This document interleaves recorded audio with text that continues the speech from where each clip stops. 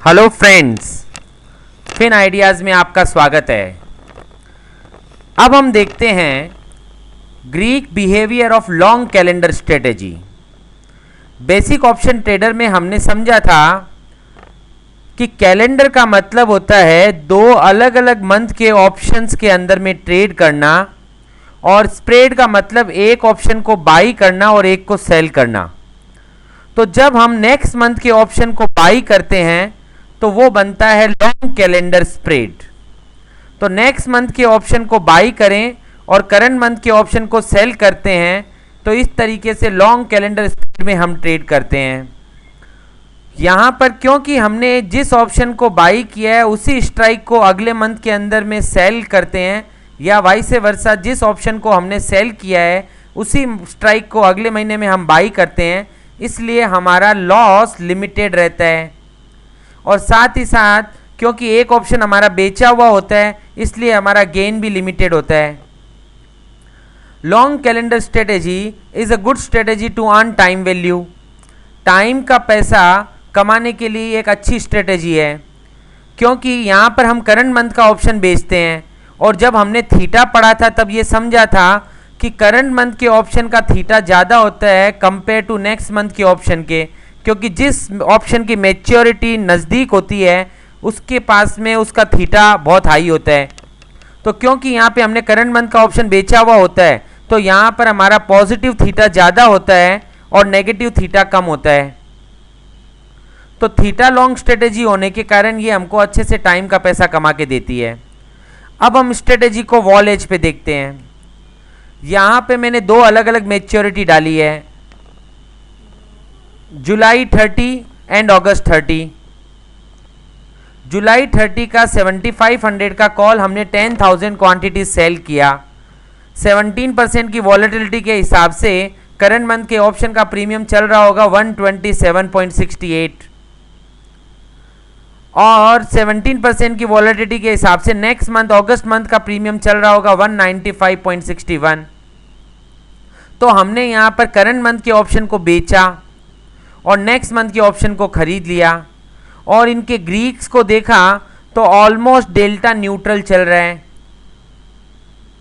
अब डेल्टा को अच्छे से समझने के लिए एट द मनी का ऑप्शन का डेल्टा ऑलमोस्ट 0.5 के नज़दीक होता है, इसलिए हमारा जो ऑप्शन हमने बेचा है वहाँ पर 0.5 के हिसाब से हम डेल्टा शॉर्ट हैं, और जिस ऑप्शन को हमने खरीदा है उसमें 0.5 के हिसाब से हम उतना ही डेल्टा लॉन्ग है, इसलिए हम डेल्टा ऑलमोस्ट न्यूट्रल होते हैं।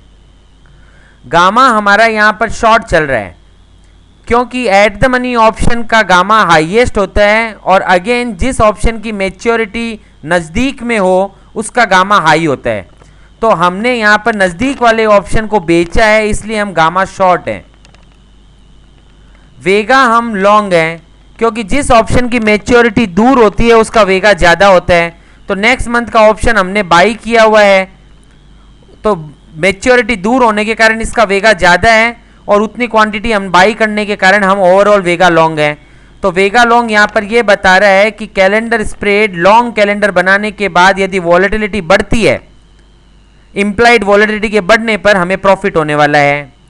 साथ ही साथ थीटा हम हमेशा लॉन्ग रहेंगे, क्योंकि हमने करंट मंथ के ऑप्शन को बेचा है, तो करंट मंथ का थीटा ज़्यादा होने के कारण हम थीटा लॉन्ग रहते हैं।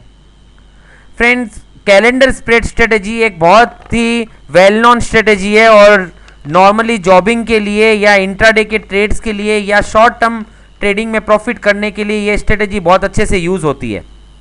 लेकिन स्ट्रेटेजी को यूज़ करने के लिए सबसे ज़्यादा जो इम्पोर्टेंट रोल है वो है वॉलेटिलिटी का। आप अगर फिगर्स को देखेंगे तो आपको फील होगा कि वेगा एक्स्ट्रा ऑर्डिनरी बहुत हाई है compare to theta and gamma. तो उसका मीनिंग ये है कि बाकी फैक्टर सब कांस्टेंट हों। अगर 1% वॉलेटिलिटी बढ़ जाए तो तुरंत ही ये स्ट्रेटेजी 40,000 का प्रॉफिट दे देती है, और उसी के रिवर्स में 1% यदि वॉलेटिलिटी घट जाए तो तुरंत ही ये स्ट्रेटेजी सीवियर लॉस दे सकती है, 40,000 का लॉस दे सकती है। तो यदि हमारा वॉलेटिलिटी के ऊपर में कमांड अच्छा हो तो उस समय पे कैलेंडर स्प्रेड स्ट्रेटेजी एक बहुत अच्छी रिवॉर्डिंग स्ट्रेटेजी बन सकती है। और साथ ही साथ इसका रिवर्स पॉइंट भी यही है कि यदि हमें वॉलेटिलिटी को ट्रैक करना ना आए तो कैलेंडर स्प्रेड स्ट्रेटेजी कैन इनकर ह्यूज लॉसेस। वॉलेटिलिटी को ट्रैक करने के लिए आपको पास्ट वॉलेटिलिटी को देखना पड़ेगा कि मार्केट क्या रेंज में वॉलेटिलिटी चल रही थी। दूसरा, आपको यह देखना पड़ेगा कि आने वाले टाइम पे कोई इवेंट है क्या, जैसे अभी के समय पे आने वाले टाइम पे बजट दिख रहा है। तीसरा, आपको यह देखना पड़ेगा कि इंट्राडे के अंदर में ये वॉलेटिलिटी बढ़ी हुई है या घटी हुई है। अगर ये बहुत ही ज़्यादा बढ़ी हुई है तो आपको उस समय पे वेगा शॉर्ट, इसका मतलब शॉर्ट कैलेंडर बनाना चाहिए कंपेयर टू लॉन्ग कैलेंडर। और यदि वॉलेटिलिटी बहुत घटी हुई है और अभी वापस रिवर्स हो रही है, ब्रेकआउट ऊपर की साइड दे रही है, तो उस समय पे आपको ये लॉन्ग कैलेंडर स्प्रेड वेगा लॉन्ग स्ट्रेटेजी बनानी चाहिए।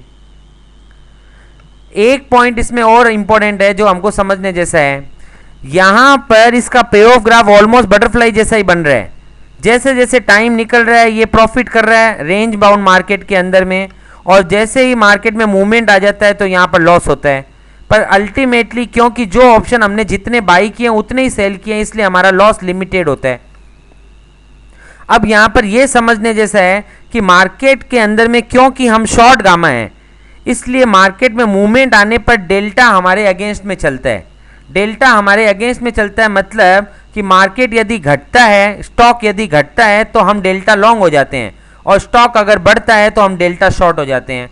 तो शॉर्ट गामा डेल्टा को रिवर्स करता है, जिसके कारण मूवमेंट में हमें लॉस होता है। ओवरऑल ऑलमोस्ट मार्केट जब भी रेंज में है तो हम गामा शॉर्ट ही चल रहे हैं, और मार्केट एक्स्ट्रा ऑर्डिनरी मूवमेंट देता है तब हम थोड़ा सा गामा लॉन्ग होते हैं। वेगा वापस रेंज बाउंड मार्केट में हम ऑलमोस्ट वेगा लॉन्ग रहते हैं, और यदि मार्केट में हेवी मूवमेंट आएगा तो हमारा वेगा का वैल्यू टूटेगा, बट ओवरऑल हम वेगा लॉन्ग ही रहेंगे क्योंकि हमने नेक्स्ट मंथ के ऑप्शंस को लॉन्ग किया हुआ है। और सिमिलरली रेंज बाउंड मार्केट में हम हमेशा थीटा लॉन्ग रहते हैं, जिसके कारण यदि मार्केट रेंज में रहे तो हमें प्रॉफिट करते हैं, हम प्रॉफिट करते हैं। अब एक इंपॉर्टेंट पॉइंट कैलेंडर स्प्रेड का और है, यही एक ऐसी स्ट्रेटेजी है जहां पर आप वेगा भी लॉन्ग होते हो और थीटा भी लॉन्ग होते हो। नॉर्मली अच्छे से रिकॉल करोगे पुरानी सारी स्ट्रेटेजीज को, तो जब भी हम ऑप्शन बाई करते हैं तो हम वेगा लॉन्ग हो जाते हैं, तो वॉलेटिलिटी बढ़ने पे हमें पैसा मिलता है। लेकिन क्योंकि ऑप्शन हमने बाई किया होता है तो उस समय हम थीटा शॉर्ट होते हैं, तो टाइम के साथ हमको पैसा लगता जाता है।